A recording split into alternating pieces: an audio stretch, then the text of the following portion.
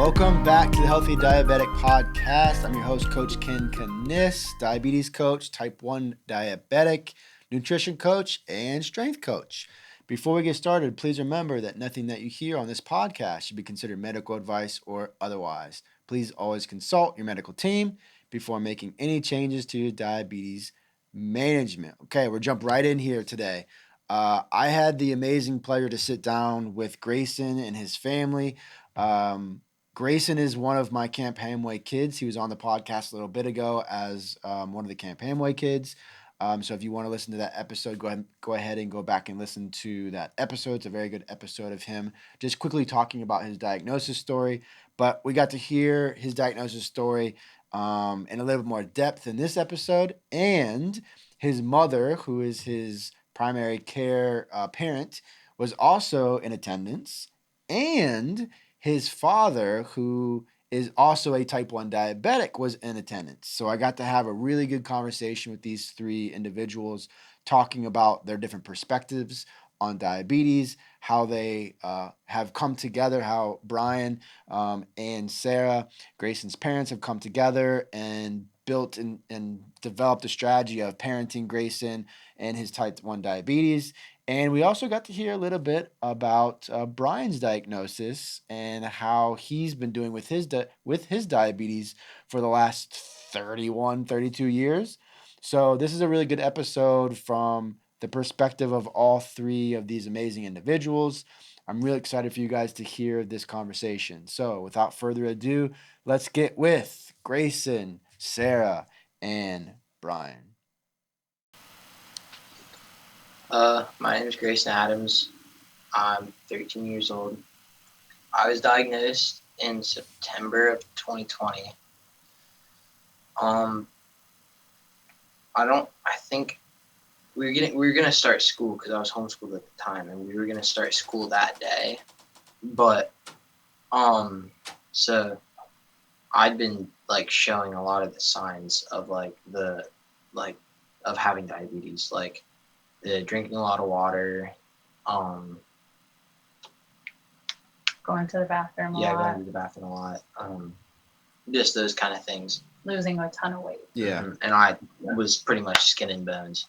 Yeah. And then my mom told my dad to check his blood sugar, just to see, just to make sure, just to be safe. And when they did, I think it was 220, I think, around there. I honestly can't remember I how high it was. I feel like it was 220. It was like 220, 250. Mm-hmm. But he didn't tell me that Brian had checked it. Mm-hmm. So he came downstairs after he checked it, and I gave him a chocolate chip muffin for breakfast. And then his dad comes down and says, "By the way, I checked his blood sugar and it's high. Can you go ahead and call the doctor?" And I said, "Well, how high?" I just gave him a giant muffin. Oh gosh. So we told the doctor, and they went ahead and told us to go straight to Nationwide Children's. Yeah. At that point. Yeah. Man. You can finish. Yeah, that's part crazy of our... too. It's it's crazy because there's so many people that I talk to, adults, kids, that they're way higher at diagnosis, way higher than 250, and that's interesting that you guys were, he was that low. Yeah, that was his fasting blood sugar. He hadn't ate anything that morning. Yeah. But then by the time he got to the hospital, it was 600. 600 or 700. I don't remember. So as soon as that muffin hit, Yeah. he definitely spiked up. That darn muffin. I think that's part of the... Yeah. That was part of the thing. They kept saying you don't usually come in with a 250 blood sugar. So when they were working on diagnosing, Grayson said he remembers them saying well, we're going to take some more readings. And they weren't quite sure. But the interesting thing about that though is Brian, you're type 1 too, right? I am. Yeah. So his dad's type 1. He's coming in with this high blood sugar. It's a fast, everything about that, everything about his symptoms, everything about it is screaming okay, just do a C-peptide test and you're fine. Okay, let's figure this out for real. Why are we doing more like finger pricks? Why are we doing like more testing like that? Just do a C-peptide test. That'll tell us. Yeah, definitely. So that's so interesting. And then how long did you guys spend in the hospital? It was short, really. I mean, the grand scheme. Well, I found out that it's not so short now from meeting other families, but for our hospital, our children's hospital, he went in on a Monday and came home Thursday night, I think, because they were supposed to leave to go camping Friday, and he didn't want to miss to go camping. Yeah. So, but we're finding out now that sometimes it's just like 2 days as soon as you get those blood sugars regulated. Yeah. As soon as you get back in normal ranges, they just like, okay, peace, see ya. Where it used to not be like that. 20 years ago, it used to be not be like that. And Brian, I can't wait to hear your story too. Is like, I have a really good friend that he spent. I mean, there's so many people had spent like a week in the hospital and with just a constant education and learning and like, and that's not the reality situation anymore. It's crazy. Yeah, it was much different. My experience, like sitting through everything with him, thinking back to being an 11-year-old, going through it myself. I'm glad he didn't have to go through everything I did, but it's definitely much different. Yeah. So that's interesting then, Brian. If you're comfortable enough, I'd love to hear your story about like what happened with you and like you were 11. How old are you now? I'm 42. Wow. Yeah. So I mean, you've had it for a long, long time.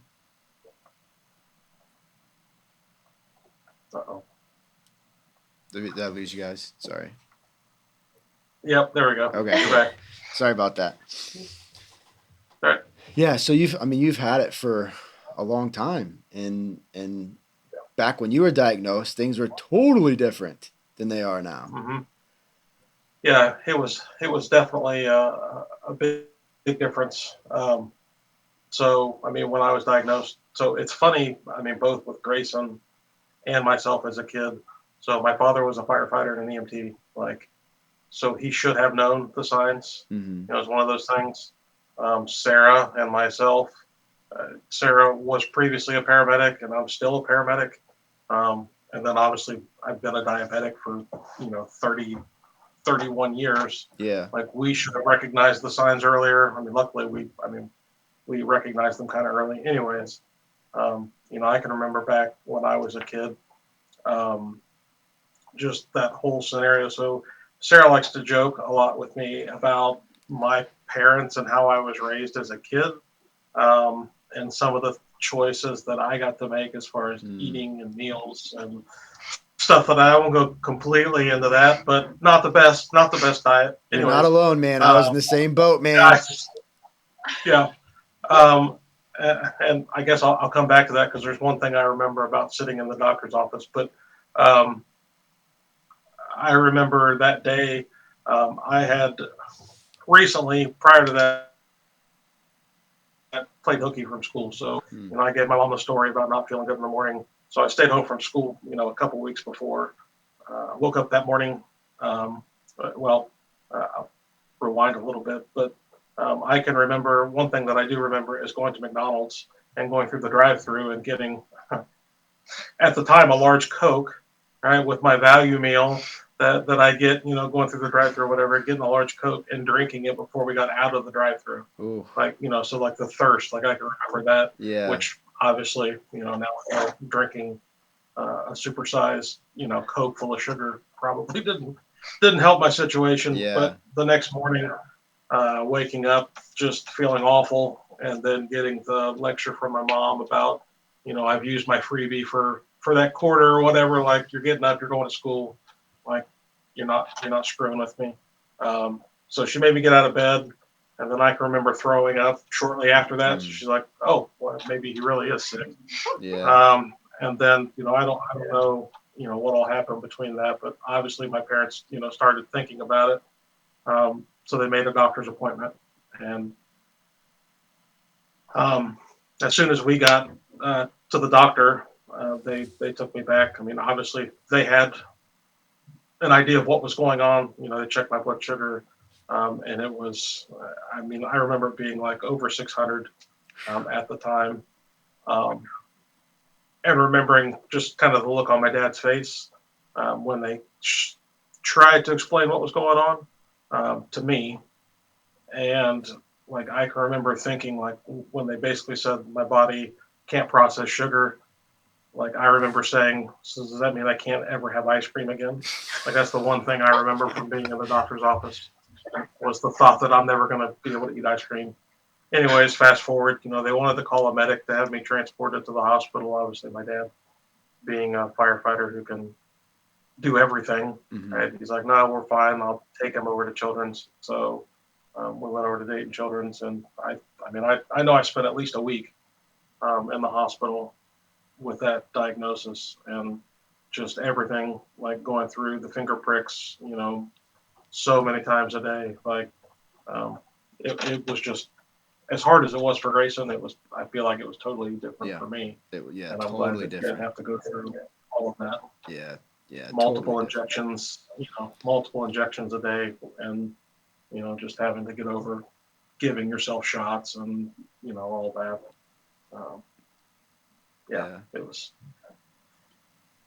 It was rough. And now I've had 31 years to learn all the bad habits that I've passed on to Grayson in just 2 short years, which has been difficult.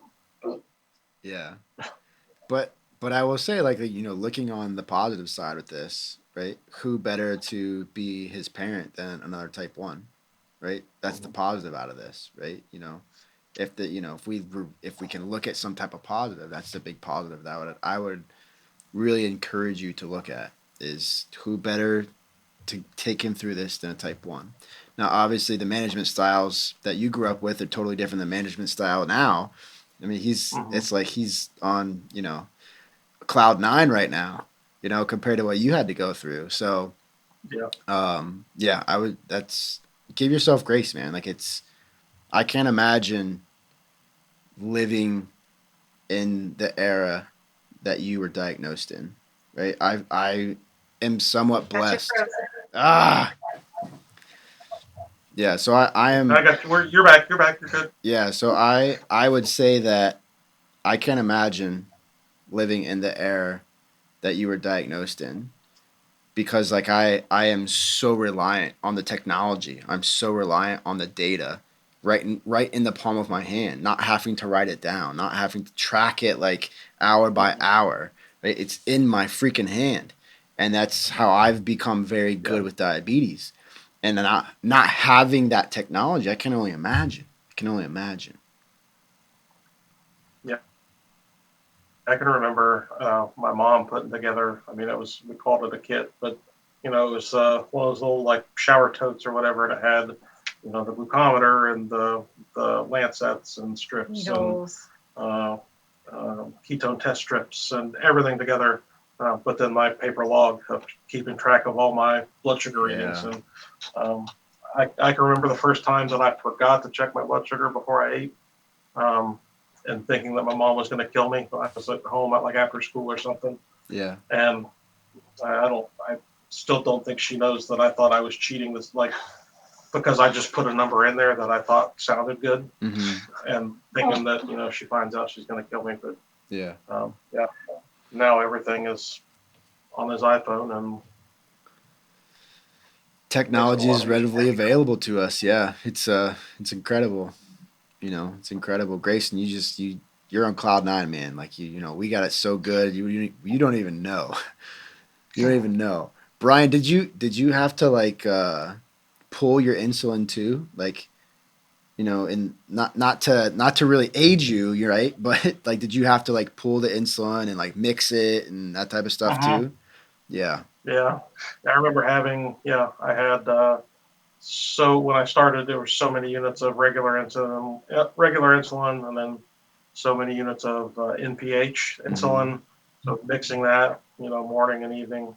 And then I remember transitioning to, the long-acting Lantus insulin with the short term. So, the overnight shot and then also the boluses before every meal with the regular insulin. So, going from 2 injections a day to like 5 injections a day, Mm-hmm. trying to get better control. And then I can remember it was shortly after Sarah and I got married, looking at these new fangled like insulin pumps and trying to figure out what all that meant. But at the time, our insurance wouldn't cover it unless my A1Cs were all out of whack and I didn't have control. So I remember purposely, well, maybe I shouldn't say this, but I remember purposely like making my blood sugars go all out of whack, so that they would approve it and get it going, which they did. And that was, you were probably 20, maybe like 25 or 26 years old. So and the crazy part of it too is that his whole childhood of diabetes, he was going to his family doctor. When we started dating in our early 20s, he said, yeah, my family doctor just controls everything. And I was thinking, like, there's got to be a specialist. Like, why is this not happening? And then finally he got connected with an endocrinologist. But he was like 23, 24 when that happened. And the endocrinologist was like, somewhere, buddy, you fell through the cracks. Like, you should have been coming to this clinic a long time before this. But when you have a long time primary care physician, it seems like sometimes good intentions, but they just didn't want to let go of having that care for him, I guess. Right. Which is crazy because it's like, the endocrinologist. Yeah, it's crazy when you think about that too, of not wanting to let go of that care. It's like the same thing with us being caregivers for our young kids, and like not wanting to let go of that care. And it's one thing that especially as a professional in my sense, it's like I want that individual to be with the best person. And if it's out of my scope of practice, then it's out of my scope of practice. Like that's what being a medical professional is. Like, so that's it's interesting. And I see that all the time. Even today we see that. And it's sad. It's sad. And then you look at it from the other perspective, the other side of like these family care practitioners that rightfully so, they don't know anything about diabetes. My family care practitioner didn't know crap about diabetes. Didn't know anything. Didn't really know anything. And like they knew how to give insulin. They knew that the formulas, like if you needed to go on insulin, but that's about it. And I almost feel like even some of the endocrinologists are like that. It's like everyone's living in this little black and white book of like here's what we should be doing for diabetes, when every person is different. Every individual is different. From the symptoms, from how you deal with food, from how your body breaks down food, from how you recover from highs or lows. Like every person is different. And when I realized that, everything changed for me personally, professionally. Everything changed. So it's interesting that like these perspectives aren't like adopted all over the place. Definitely. When Grayson was diagnosed, it was the first time that he had learned that not all dads have an insulin pump. Somewhere in us raising him, he assumed that when you become a dad, you have an insulin pump because that's all he had ever known. And so I remember walking in the hospital room and he's like, guess what, Mom? I'm getting my insulin pump early. Like I'm young and I'm getting one instead of when I become a dad.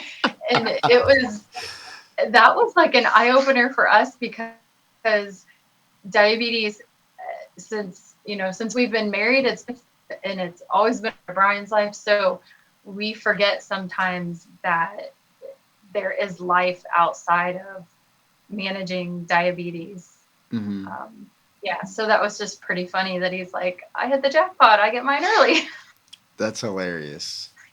That's awesome. That's hilarious.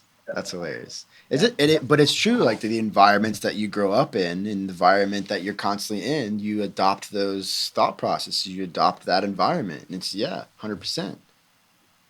100%. Sarah, I would love to move to you now and like just get your perspective on Grayson's diagnosis as mom, as going through it, your background in your work that you've done before. I would love to hear your perspective on Grayson and even Brian. So yeah, like Brian said, I was a paramedic, so I had a pretty good idea of physiology of diabetes, Mm-hmm. but I didn't know the ins and outs until I would say after we were married. Like really, you don't live with a diabetic for a week or two and understand how it's kind of like a roller coaster, how there's so many ups and downs within even just a month period, but then looking over years. And so, like I said, when we first got married, I started learning about it. I think I took less of a role with Brian because I felt like, you're an adult. Teach me the stuff I need to know, that if I find you laying on the ground, this is how I'm going to treat you, which would actually be the same as going on a call as a paramedic. Mm-hmm. And, when to give you a sandwich and when to look for emergency medicines. And when we were dating, I did joke a lot about, he would say, "Oh, my blood sugar's low. We need to go get ice cream," and sometimes I think that was just to get me to go out on another date. Yeah. But high five, Brian. Good job. I know. Yeah. Something to Yeah. I know we just ate dinner, but you want to go get ice cream, or let's go get some candy bars. But after we got into the routine of things, it was always pretty much Brian managing his diabetes, except for me, because I cooked. Me always trying to be that second voice of like, well, is this really what we should be eating? Or, let's try these healthier alternatives. But trying to do it in a gentle way, sometimes not, but just, when it's your spouse, it feels like there's so much on the line because it's the father of your children and it's your husband, and the last thing you want is your kids to grow up without a dad, or your grandkids to be cheated out of having an amazing grandpa. So whereas Brian comes from it like, this is my body, I'm going to nourish and take care of my body because it's mine, I come from it as like, you're an awesome person and I don't want kids and grandkids to miss out on all the long years of your life. Yeah. So I think that's a fine balance between two adults and giving him the space to manage his disease, but then also being supportive of, sometimes it felt like we changed pumps in the beginning more times than we like bought new cars or new shoes, things like that. And I felt like, if you feel like this is right for your diabetes management, then I'm going to support that. And I'll go with you on the roller coasters of that. Yeah. Yeah, so that's kind of with Brian. And with Grayson, it's a totally different experience. And I think one of the reasons are we have 6 kids. Grayson's number 3, he's right in the middle. And so when Grayson went to get diagnosed, I stayed at home and just had Brian go, thinking like, you'll understand it, and then you come home and tell me what I need to do. Yeah. But then thinking through that week while they were gone, I was able to visit a couple times, but I wasn't spending the night. I wasn't talking to all the doctors. I think I went for one day where they did the diabetes education, but I actually couldn't be there super long. And so when he came home, after I thought about all that, I was thinking, we can go 2 ways with this. We can go that Brian manages his diabetes all the time, or that I take on that because Brian's already managing his own diabetes. And it came down to Brian travels a lot for work, And at first, when I kind of stepped back out of the way, as soon as Brian went out of town, I was calling him nonstop saying, what do I need to do here? What do I need to do here? And so that's when we kind of decided that because I'm the more, I see more hours of Grayson in general, that I would be the one to oversee it with obviously Brian being here. And I think every family is different with that. We've had some families in our church that since Grayson's been diagnosed, then their kids have been. And so they've reached out, and each family tends to manage it differently. But for us, that works well.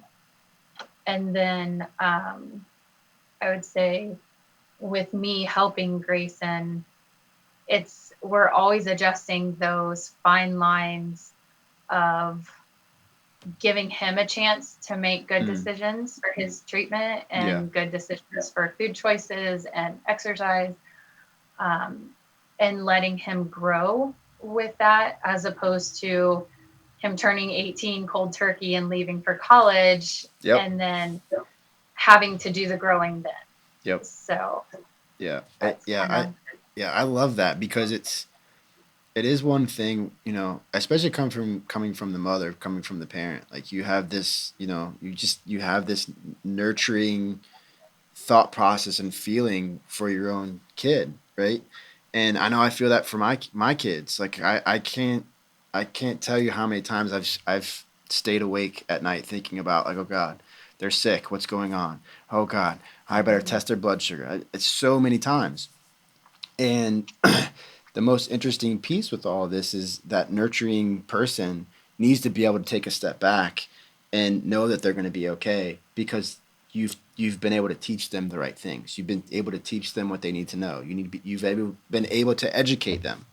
And I love the fact that you guys both have put yourself and the family in a position to succeed and be able to help Brian be able to take on his management and continue to evolve and build that, but then also how you both have been able to take a step back and say, okay, this is my role and this is your role, and this is how we're going to focus and work on this. It's awesome. Right. We did find out that making clear boundaries for where we step in with Grayson is extremely helpful. So because of the blessings or curse of a Dexcom, mom and dad know his numbers at all times, right? Or most times, so we have some clear lines that we draw on. Well, if we see this number with an arrow down or 2 arrows down, or we will give you, I usually, if he's at school, I'll give him 10 minutes to text me and say, hey, I'm fixing my blood sugar, I'm at the office, or to look and see if it's starting to go back up. And then we have some other boundaries. He gets a little more grace when his blood sugar is high, depending on time of day, because it can take a long time to get his blood sugar to go back down. So, just making those, the first year we didn't have to do that because he was homeschooling because of COVID. So when he did go back to school that following fall, it had been exactly a year. And that's when we realized that we needed to put in give him some grace on making choices to fix his blood sugar. And then also just letting him know, like, if you don't want to get a phone call from us, if you don't want the lady at the office, who is one of my friends, to be checking in on you in class, here's the time frame you have to make a decision on what you need to do. And in the end, that has given him the chance to grow and make these decisions on his own and feel more confident in managing his own diabetes. Yeah, I love that. And the interesting piece is, and I would love to hear more about the strategies that you guys have put together with him being at school, because I know a lot of parents struggle with that and the communication pathways back and forth. A lot of parents are trying to text through or send messages and communicate through text. And I'd be really interested to hear what your thoughts are about this, and like how have you guys have really been able to get to a place, both of you, where you are communicating in a very effective and efficient way. So I'll answer only because I am the one that handles most of the school stuff. Brian's very involved in Grayson's school life, but the diabetes side, it's usually me sending the emails and making the connections. But each year, the school year starts out with him having a 504 plan, which most parents know to ask for. But with me working with other families, I have found out that not all schools offer that, or not all schools even tell the parents that that is an option. So we always review the 504 with the school district. We're very blessed to have a small school district. And so it's almost picture perfect. The principal has Grayson's phone connected to the Wi-Fi that only the teachers are allowed to use. So he has Wi-Fi throughout the entire building. Mm-hmm. And that is very important if you're depending on the Dexcom, especially if you were to have a younger child with that. And then luckily the guidance counselor actually happens to be a type 1 diabetic.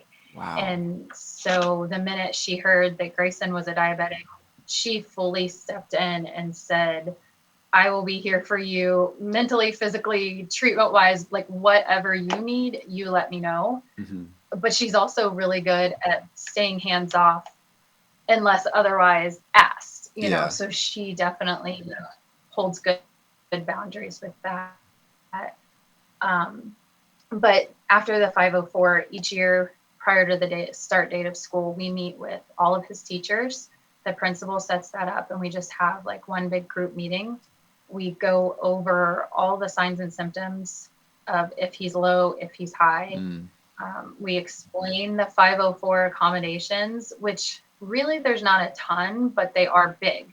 Like if he needs to leave to use the restroom in the middle of a test, most teachers might be like, well, no, you know, you can wait till the end of the test. But I'm sure, you know, having diabetes, like if you have to use the restroom, you have to go now. Yep. Especially if your blood sugars, you've spiked. And then, you know, lows, he said sometimes it never fails. He won't go low for days. And then the days right in the middle of a math test, you know, he's bottoming out. Yeah. You plan that. That happened yesterday. He said it happened yesterday. Yeah. What? So Grayson, you know, what, Grayson, was it a math test? Because that would be an ironic thing, because your mom's talking about math tests and it was a math test. Yeah, that's hilarious. Yeah, but so we're finding out that meeting with those teachers, it just starts the school year on a good foot. It leaves everything open for questions if there's teachers that haven't had experience. We've tweaked it a little bit. We used to have a snack box in every class, but then we realized that was actually what Grayson didn't want to do, was draw attention to himself by eating in class. Yeah. So we figured out that he was more comfortable just walking down to the main office, and they keep all of his supplies, pump supplies and snacks all in one place. And honestly, after looking back and the families that I've worked with moving forward on this, that seems like the better way to go, because a teacher can't keep their eye on a kid with low blood sugar when they have 30 other students in the room. Yep. But if he walks into the main office, there's either the counselor, the principal, or the administrative assistant that sees him walk through the doors, and they know why he walks through. Yeah. And so when we're talking about setting those boundaries with letting him treat, you know, if I see his numbers going down and they're not going back up within 10 or so minutes, I can send a quick text to her or an email, and she'll say, yes, I just saw Grayson. he's eating right now. And then I don't have to interrupt Grayson treating himself and doing what he needs to do. But it just feels like we have a lot of support through the school district with, sometimes I get texts from the counselor and said, hey, just saw Grayson. He's in here getting a snack after gym class or whatever. Yeah. Now, so when he goes in there to treat, like, let's say a low, is there a certain time that you guys have kind of said, okay, well, you just treated your low, so now you need to sit here and wait for so long, or is he's treated a low and he's good, he's going back to class? Do you want to answer? It just kind of depends on how low I am. Yeah. If I'm like 70, mid 70s, I'll normally just like eat something and then go back to class. But if I'm like 65 or below, or like in just like mid to high 60s or below, I'll normally sit in there for like 10 or 15 minutes and then go back, just because I save the hassle of going back and then coming back in 10 minutes because my blood sugar hasn't come back up. Yeah, that makes sense. But it really just depends on the situation. Yeah. I think that's a really cool thing, because I know a lot of parents might get a lot of value out of that understanding of, like, I'm so glad that you guys have that support at school, and some parents I don't think have that support at school. And I think that's a really good, interesting thought process to kind of think about like, are we setting boundaries for specific kids or specific situations that, hey, you need to be waiting this long so we can make sure what you just consumed or you just ate is actually doing what it's supposed to be doing.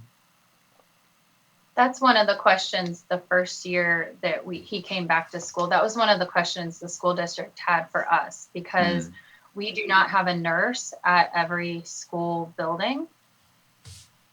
So that can be unsettling for some families, just knowing that there's not an actual medical professional in the building. Luckily, we were able, like I said, to talk to the people that are in that office. And they asked us, do you want him staying here? Do you want us to talk with him and make sure he's alert and to who he is and where he's at? Those kind of things. And some of the families that I've worked with that have younger kids that have been diagnosed, they set more hard parameters around that. And they do ask, even if it's not a nurse, like, if my fourth grader comes down because his Dexcom is alarming and he knows he needs to eat a snack, please have someone keep him here until he can show his numbers are going back up. And I think the key to all of that, and what I've told other families, is you have to be your child's advocate, because even though we have a great district, that the minute I said diabetes in an email, they were responding back to me. A lot of districts, they don't have that same sense of urgency. So if you are the advocate and you say, this is what I need, this is what I'd like to be put in place, and we want to work as a team, I've seen a lot of districts be very open to those ideas. And most of them have said, even if they don't have a nurse, okay, who do you trust to us to a point to watch your child until their blood sugar comes up? But it's just stepping out of your comfort zone and advocating for your child for what they need. Yeah. So I like that. Just for the listeners and the viewers, can you just describe what the 504 is? Because I think a lot of parents might not even know what this is. Oh, sure. So with special education kids, they have what's called an IEP, individual educational plan. The 504 is a reduced needs, same kind of thing. So a lot of people have heard of IEPs. A 504 is a legal document, and it is the same across all districts. It can be written different, but the actual document is the same. A collaboration of the principal, the teachers, that would be the teaching team. So if they have more than one teacher, and then oftentimes a school psychologist or a school nurse, and you all come together, talk about what the need is of the student that is above and beyond what a typical student would have in class. Mm-hmm. So diabetics, they might need to leave in the middle of a test because they have low blood sugar. They might need to have, I know of some families where their kids need to have water all day long. Their blood sugars are in control, but they have thirst nonstop. So that can be on there. It can be, they can pause a test if their blood sugar is too high because their mental capacity starts to diminish if they hit like that 325, 350. And so the school district goes through these accommodations.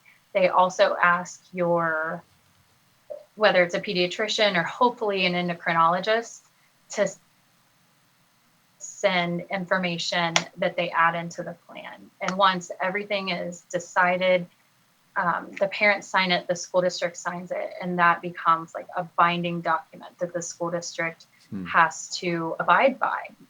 And the best part of that, that I do a lot of IEPs and volunteer work. And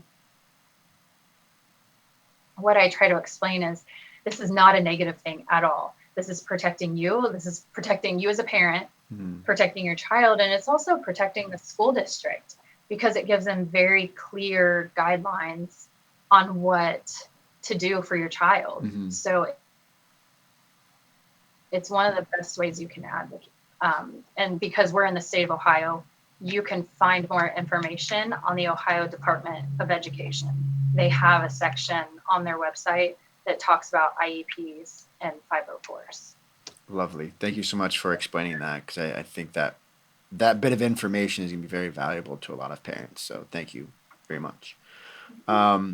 Grayson, what has been the biggest impactful thing that you've learned for your diabetes that has allowed you to put whatever that is into your management style and helped you manage your diabetes in an impactful way? Probably like noticing patterns in it. Like for me, whenever I'm going to play soccer, I'm going to practice, I'm going to a game, I'm going outside to just shoot around a little bit. You need to recognize what your blood sugar is going to do when you go out to do those things. So for me, normally when I'm going like to an intense practice or a game, my adrenaline shoots up, which shoots up my blood sugar. So normally I have highs after intense practices or games. But when I'm just like outside, just kind of kicking a ball around, not really like really getting my adrenaline pumping, I normally go low. Like almost every time I go outside and I'm just shooting around or I'm just passing the ball, I'll come back in within like 20 minutes, 30 minutes saying, oh, I'm low, I need to eat something. When normally at practices, it's the exact opposite. Interesting. But I think that's really cool that you've been able to identify that. How do you treat each situation? How do you typically treat each situation? Well, when I'm high after like a game or a practice, normally it'll come back down within like 30 minutes to anywhere from probably more like 45 minutes to an hour. I very rarely take corrections if I'm high after a game or a practice because I know it's going to come back down once the adrenaline wears out. And but with the lows, I'll obviously do like the 15-15 rule. But yeah. Okay. Sarah, do you do anything like what is the kind of the process that you guys have in place during games if he's going high? Have you guys like bumped up basal rates or done anything with like any strategy that helps with the highs or lows during practice or games or anything? So we're still working with the endocrinology team on that, because so many kids, they tell us that they typically lows during a game or a lot of physical activity. So we are still trying to figure out how we fight the highs. But I do remind them, like, check your blood sugar, because with club soccer, you get there and you may have a 45-minute time frame of low impact exercise. So just the kind that drops his blood sugar. And then you switch over to playing the game. And like you said, his blood sugar shoots through the roof. So just being very sensitive to that first 45 minutes in warm-up time. And sometimes if he's bordering on the line of, if he's 100, he knows he needs to eat a 15 carb snack and not bolus for it in order to get him through those 45 minutes before it starts to go up. Yeah. We try to treat his lows with complex carbs as much as we can. I know a lot of, even the endocrinology office is like, oh, do you want some fruit snacks or you want a juice box? But with Grayson, we have found that sugar tablets, juice boxes, things like that, they're not very stabilizing for his blood sugar. And we tend to be up and down when that happens. So, I feel like my role is making sure the pantry is stocked with all the things that he can choose that are good for his blood sugar treatments. And then that gives him more freedom. Like, oh, there's 5 different things that are good for my blood sugar, but I can choose any of those 5 things. So it still stays in his hands, but just that gentle guidance of, this is what we need. We did try the exercise mode on his pump for a little while. But so far we haven't seen a lot of success with it because it focuses more on the lows than the highs.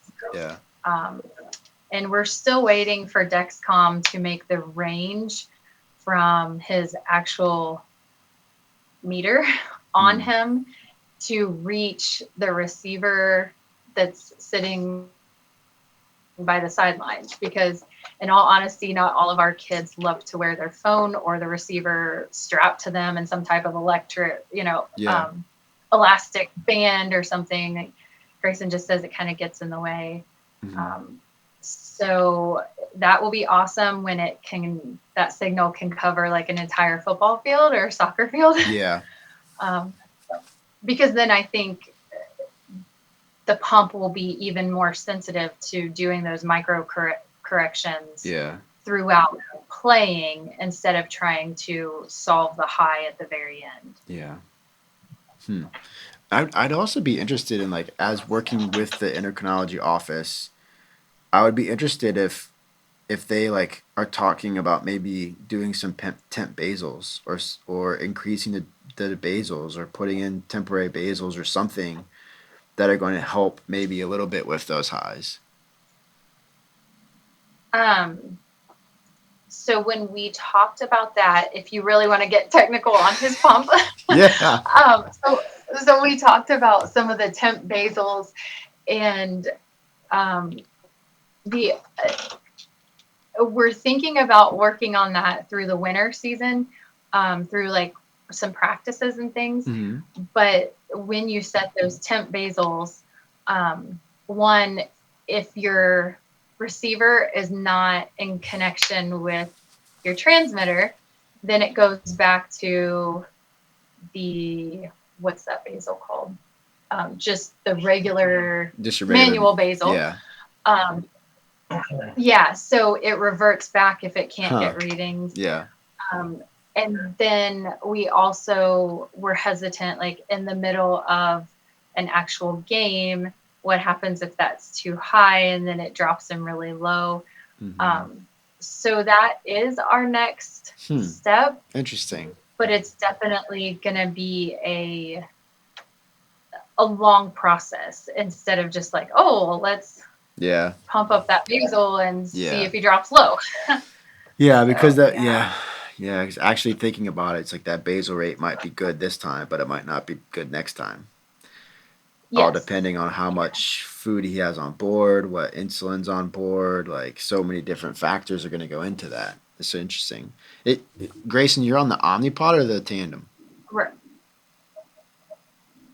The Omnipod. The Omnipod. Okay, yeah. I thought so. That's what I remember you being on.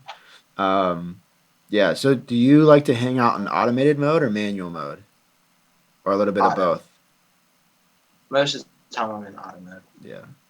When I first got it, I was like living in automated mode, and now I can't stand it because it has that cutoff of 110. So like if your blood sugar is trending down at all, it cuts you off. And I like to be more tight, so I want to be down at 100, at like a 90. So now that I like am constantly on manual mode, I increased all the amount of basals I get. So now I have 0.8 to 0.8 to 0.8.5 every 3 hours. So I literally have like 6 or 7 basals programmed into my pump, and it's like it's worked perfectly, especially in the evenings and at night. So it's like it's really interesting as you like think about like how one person manages their diabetes to the next person managing their diabetes. Yeah, I couldn't stand it. Like it would always cut me off, and then like I'd always be hovering at that like 140, 130 time instead of being down at like 110, 190. I think that's the good thing about Grayson and Brian's personality is they are a little more patient with numbers and correction, and they're a little more relaxed. We always joke that it's good that Grayson got the diabetes in our family instead of me or my daughter, because we may not be able to function in life because we would be so worried about that perfect 100 all the time. Yeah. So what sometimes is not always a blessing is definitely a blessing with their personality in this case, because they're able to be patient and let their body do what it's supposed to, let the pump do what it's supposed to. So it's a good thing. Yeah. And I mean, I do like the automated mode because it is so intuitive, and it's such a learning machine. And the more you use it, the more it learns what your trends are and ticks are. It just starts learning more about you. The really interesting thing is when they I think Omnipod is releasing either end of this year or beginning of next year with the G7, and how that's going to work with the Omnipod and the Omnipod 5, and that'll be really interesting. Hopefully it has an iOS application too. Yeah. And actually, I think they're getting ready to release that as well, which will be cool. We have some friends that have the 7 already because they do shots. But just from what they talk about, it's absolutely amazing. So I can't imagine when they finally release it to work with the pump. Like when it's all working as one, it should be pretty awesome. Yeah. So. Yeah. Grayson, have you tried the G7 yet? I haven't. No. I tried it, and I wasn't impressed. But again, I only wore it for 10 days. So I only wore it once, and it was only for 10 days. And then I might have had a bad spot. It was just, there was one time it was off from the G6 by 100 milligrams per deciliter. Oh. So, I mean, again, but it probably a bad spot. Like, but then also during the 10 days, there was times when it was like very tight and working the right way. So, but it's an interesting piece of technology because everyone loves the Dexcom. Everyone loves the Abbott Libre 3. We love the CGMs. But I always tell people is like, if you don't believe that number or questioning that number at all, you need to test your blood sugar, because it's definitely not to the point where it's 100% accurate yet. So right. Yeah, I think I was a little bit hesitant when we switched because he originally was on Medtronic, and man, we lost a lot of sleep with that system because you have to calibrate it every 12 hours. So it just felt like it was not tight with the readings or anything else. It works for some people, it's fine, but I was hesitant because Dexcom was saying like, no, you don't have to check your blood sugar every 12 hours with a finger prick. So I still encouraged that for quite a while until we got comfortable with it. Yeah, the difference between the G5 and the G6 was insane, because the G5 you had to calibrate a lot. You had to calibrate every, I think it was 12 hours, maybe it was. I can't remember, it was so long ago. But then I went to the G6 and I'm like, this is amazing. You don't ever have to finger prick. Are you kidding me? No, it was the G5 you had to finger prick to calibrate it at the very beginning after the warm up time. And then the G6 came out and there was no more finger pricks. That was their whole thing. So technology is amazing. I'm sorry, Brian, that you didn't have that when you were first diagnosed, man. Yeah. I wish. Yeah. Poor kid. Yeah. Are you using technology now, though, Brian? Yeah. We're actually, Grayson and I are using the same. So Dexcom and Omnipod, which makes everything a lot easier. Yeah. That's cool. Yeah. That's good. How are you guys on supplies? Like, are you guys, obviously your insurance is probably pretty good. Being in the field that you guys are in, and you guys find it very easy to get your supplies? We've been fortunate overall.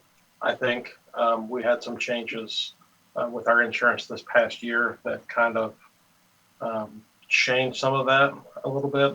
Prior to this year, or last year, this is the second year, any of the preventive, so it was all covered, like without copays or anything. Wow. All of our supplies, which was crazy.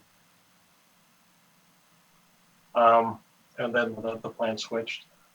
So we went to, a plan that I was used to at a previous employer. So we just had to get back in the groove of not having everything covered without having to worry about copays or deductibles and all that stuff. But at this point, it is what it is. So we haven't gotten. I know I had an issue for a short period when I switched to the Omnipod. Because Grayson and I were both on the Medtronic pump, which has a 300 unit reservoir.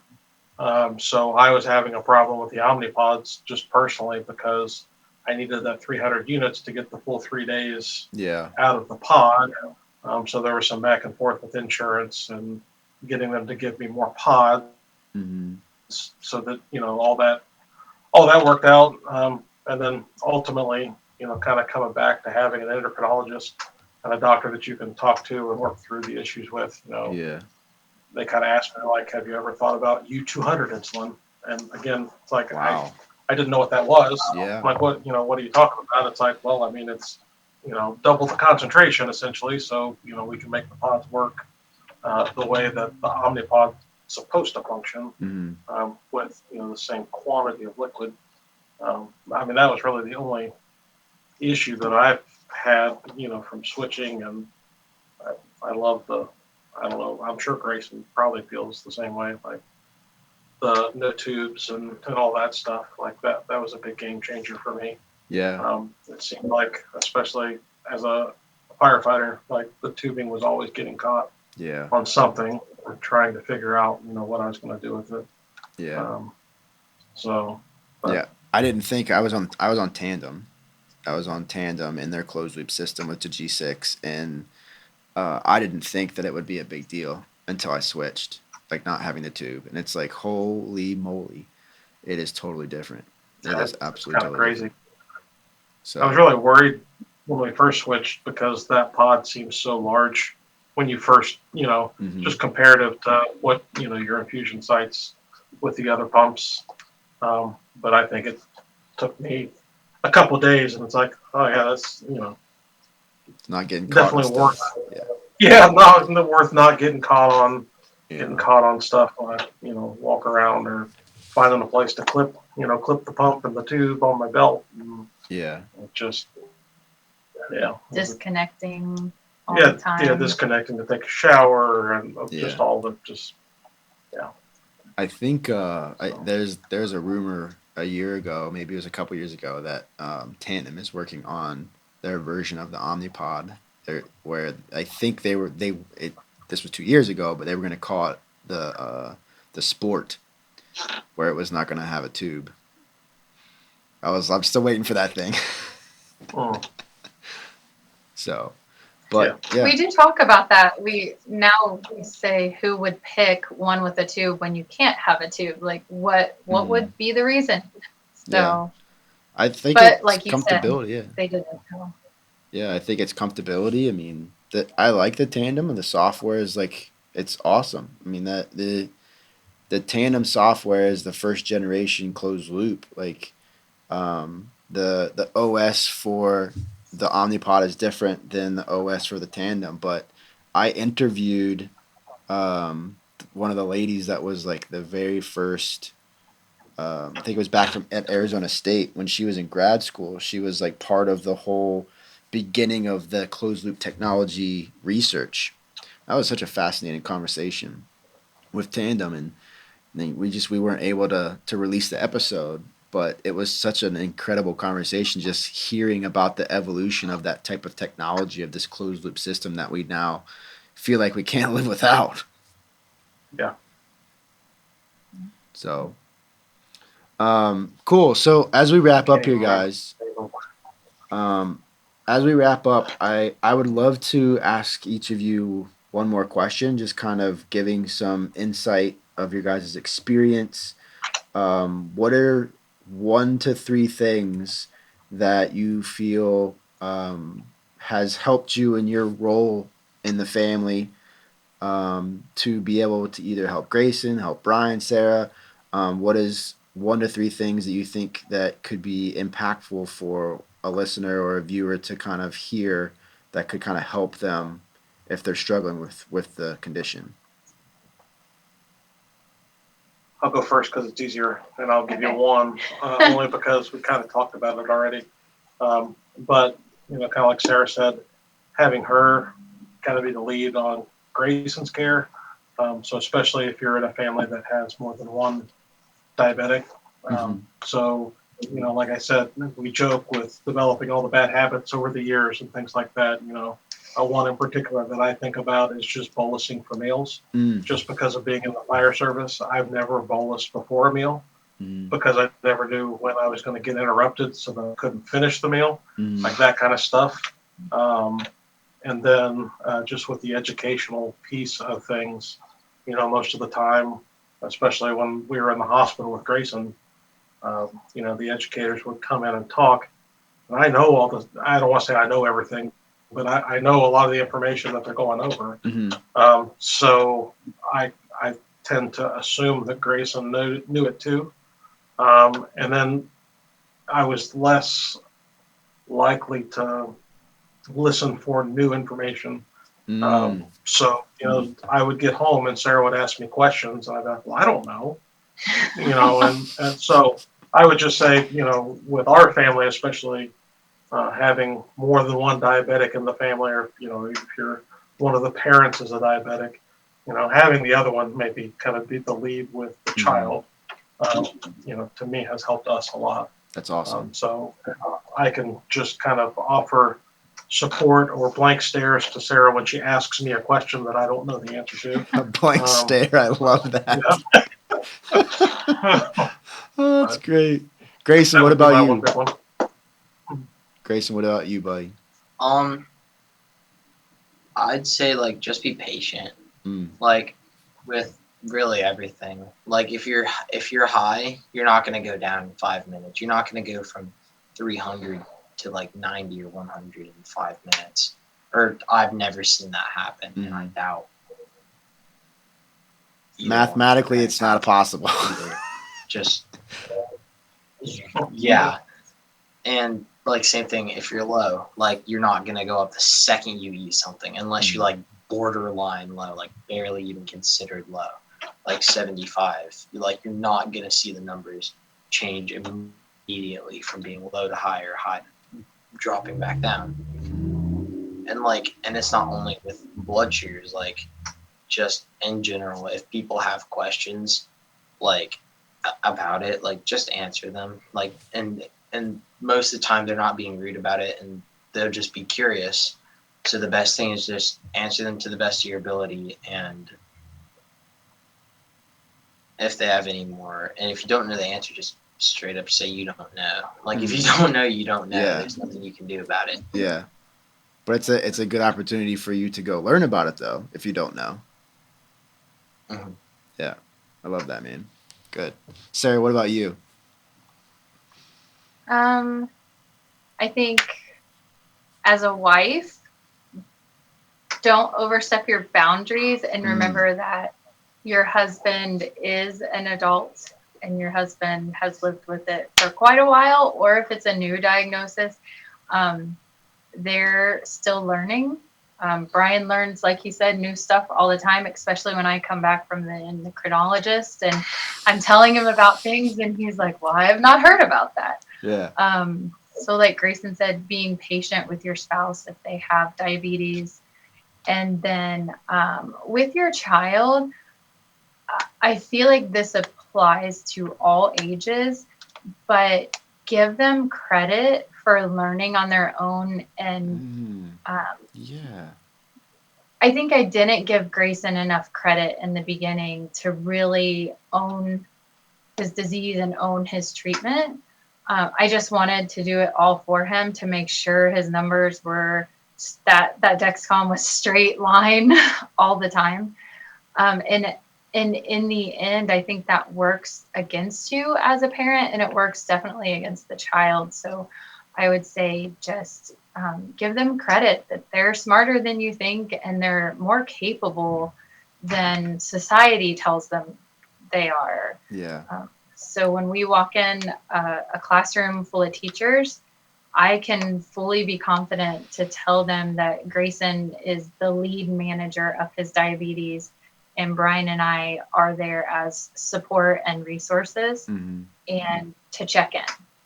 And I never imagined before this that I would ever be able to say, you know, my kid is 13 and he manages shots, and he even is, he tells us when he needs refills, you know, hey mom, my insulin's getting low, I need a refill. I think we just don't give kids enough credit for what they're capable of. Yeah. So. I love that. That is amazing. That's awesome. You're still smarter than we are, though. Oh gosh, that's awesome. Well, guys, thank you so much for doing this. This was just an absolute pleasure to Sarah meet you, Brian meet you, Grayson. It was incredible watching you for an entire week. You know, I didn't get to spend a lot of time with you, but hopefully in the near future I will be able to. I'll see you next summer for sure. But this was fabulous. Thank guys, and I really appreciate you guys coming on and being open and giving, you know, some really good information to a lot of people that are struggling out there. Well, thank you very much for having us. Thank you. Thank you. Yeah, absolutely, guys. Thank you so much, and we'll see everyone next time. All right. Thanks. Thanks.